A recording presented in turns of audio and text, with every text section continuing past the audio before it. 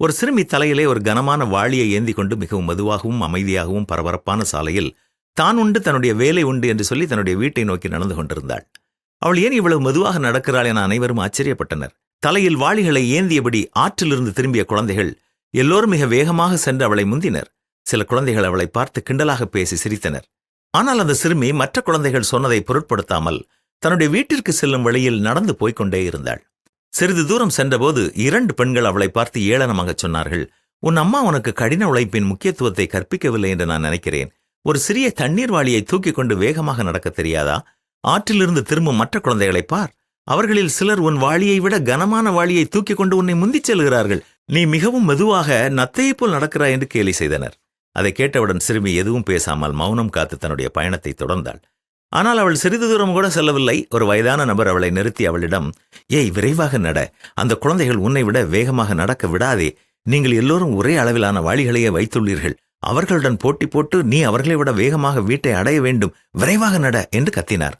சிறுமி அந்த வயதான நபரை பார்த்து சிறியதாக புன்னகைத்தாள். ஆனால் எதுவும் சொல்லாமல் தன் வழியில் மெதுவாக நடந்து கொண்டிருந்தாள். அந்த வயதான நபர் ஒரு சில நிமிடம் அங்கேயே நின்று அந்த சிறுமியின் விசித்திரமான நடத்தை பற்றி எண்ணினார். இதற்கிடையில் சிறுமி சாலையில் நடந்து கொண்டிருந்த போது மக்கள் அவளை கேலியும் கிண்டலுமாக செய்து கொண்டே இருந்தனர். விரைவாக நட, வேகமாக ஓடு. மற்ற குழந்தைகள் உன்னை விட வெகு தொலைவில் இருக்கிறார்கள். நீ அவர்களை முந்தி வீட்டை அடைய விரும்புகிறாயா, இல்லை விடிய விடிய நடக்கப் போகிறாயா என்று கத்தினார்கள். ஆனால் மக்கள் என்ன சொன்னாலும் எவ்வளவு கத்தினாலும் அந்த சிறுமி யாரிடமும் எதுவும் பேசாமல் எந்த கவலையும் இல்லாமல் மெதுவாகவே நடந்து கொண்டிருந்தாள். பின்னர் திடீரென்று ஒரு வயதான பெண் அவள் முன் வந்து சாந்தமான குரலில் கேட்டாள், குழந்தை, நீ ஏன் இவ்வளவு மெதுவாக நடக்கிறாய்? உன் வாளி அந்த அளவிற்கு கனமாக இருக்கிறதா? மற்ற குழந்தைகள் உன்னை விட மிக தூரத்தில் இருக்கிறார்கள். ஏது உன்னுடைய உடலில் பிரச்சனையா என்று அன்போடு கேட்டாள். சிறுமி நடப்பதை நிறுத்திவிட்டு மெலிதான புன்னகையுடன் மெல்ல கூறினாள், அம்மா, என் தலையில் உள்ள வாளியில் இருப்பது தண்ணீர் இல்லை, முட்டைகள். ஒன்றல்ல, பல முட்டைகள். நான் தண்ணீர் ஏந்தி கொண்டு நடக்கும் குழந்தைகளைப் போல வேகமாக நடக்க முடியாது. சாலை மோசமாக உள்ளது. அவர்கள் விழுந்தால் தண்ணீர் தான் சிந்தும். ஆனால் நான் கீழே விழுந்தால் என்னுடைய முட்டைகள் அனைத்தும் உடைந்துவிடும். பல முட்டைகள் ஒரு வாளி தண்ணீரை விட மதிப்பு மிக்கது. நான் அவர்களுடன் போட்டியிட முடியாது, ஏனெனில் நாங்கள் ஒரே சுமையை ஏந்தவில்லை என்று கூறினாள்.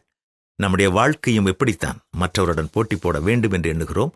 ஆனால் நாம் அனைவரும் வெவ்வேறு சுமைகளை, வெவ்வேறு கனவுகளை, எதிர்பார்ப்புகளை கொண்டுள்ளோம் என்பதை கவனிக்க தவறிவிடுகிறோம். சில பாதைகளில் மெதுவாக நடந்துதான் வெற்றி பெற வேண்டும். அவன் ஐபோன் வாங்கிவிட்டான், நானும் வாங்கிவிட வேண்டும். அவன்கிட்ட 2 லட்சம் மதிப்புள்ள பைக் இருக்கிறது, நானும் வாங்க போகிறேன்.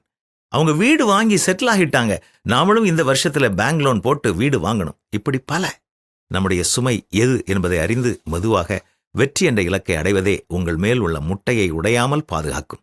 நம் சுமை என்ன என்று தெரியாமல் எவரிடமும் போட்டி போடாதீர்கள். உங்கள் பயணத்தை மட்டும் கவனியுங்கள், தொடர்ந்து முன்னேறுங்கள். நீங்கள் ஏந்தும் சுமை மற்றவரின் சுமையிலிருந்து மாறுபட்டிருக்கிறது என்பதை ஒருபோதும் மறக்க வேண்டாம். நம் ஒவ்வொருவரையும் கடவுள் தனித்தன்மையுடனும் தனித்தனி பொறுப்புடனும் உண்டாக்கியிருக்கிறார். அதனை உணர்ந்து பொறாமைப்படாமல் பொறுமையோடு நடந்து கொள்வோமா?